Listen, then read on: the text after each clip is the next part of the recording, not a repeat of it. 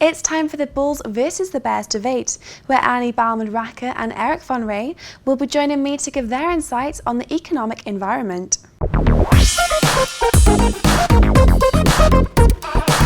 So looking at the future movements from the central bank, how many rate hikes can you predict from the Federal Reserve in 2016?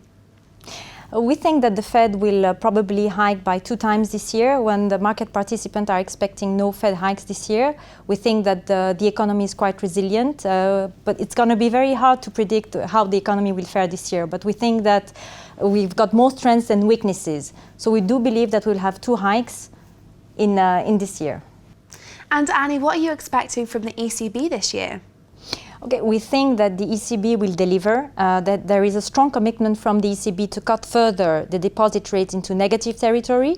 And also we think that the monthly purchase will be increased this year. But we think that the economy is doing quite well. We are close to potential. Economists expect the GDP growth to be around 1.5% this year.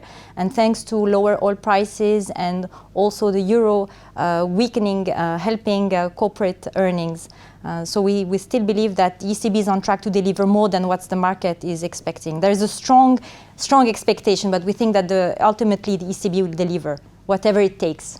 Yeah, I agree with Annie. I disagree just on one small point, that the mandate of the ECB is inflation, only inflation. So growth is obviously very interesting to analyze, but the mandate of the ECB is inflation, just inflation. And the problem is that inflation in Europe is very, very low, and we still have fears of deflation. So I totally agree with Annie. Mario Draghi is called Mr. Whatever It Takes, and now, last week he said there is no limit. So now Mr. Whatever It Takes is also Mr. No Limit, so he will deliver. So we've discussed moves from both the ECB and the Federal Reserve. Following this, what is your predictions for the euro-dollar so far in 2016? We still believe, because we are quite bullish on the economy, we still believe that the euro-dollar will probably rise, I would say, around 1.05. We think that there's much strength in the US economy. The consumer is fairly resilient. It's benefiting also from lower cheap and oil prices. Also, the housing recovery is still ongoing, and the job market is very solid. I think we disagree on that, but we think that on one hand you've got one central bank massively easing, and on the other hand we think that the ECB, the Fed, will not be derailed from its tightening cycle, although not as aggressive as it probably has been expected before, but we think that 2 hikes are still on the cards this year.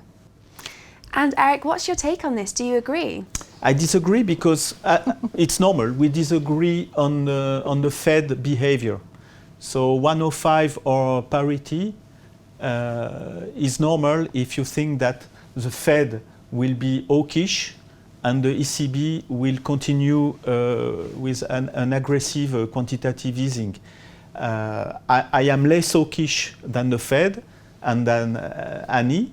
So if the Fed comes with a surprise, with a more dovish policy, there is no reason why euro-dollar could go between 1 and 105. So I think that we could see between 115 and 120. And finally, Eric, what's your take on US yields? On the US curve, obviously we had already a rally, so it's difficult to say that we expect a fantastic rally. It already happened, but I think that the curve can continue to flatten substantially. That's why we are still bullish on the 30-year Treasury, despite a huge rally. I disagree with Eric in terms of the US curve. We think that the massive flattening we had is a bit overdone. It's quite abnormal to have such a flattening while we are still in a cycle of tightening by the US Federal Reserve. And we believe that the US curve has lost a bit of its power in terms of predicting a recession. Think about this, 25% of global government bonds are yielding into negative territory. That pushes investors into the US curve, and that makes US rates going down. But we don't think that this will be sustainable longer term. We believe in the power of central banks to stabilize, I would say, the economy. And also maybe we could say a word about oil prices. We do believe that oil prices will stabilize, and that will also put a cap in terms of I would say, a rate going further down the road for the US curve.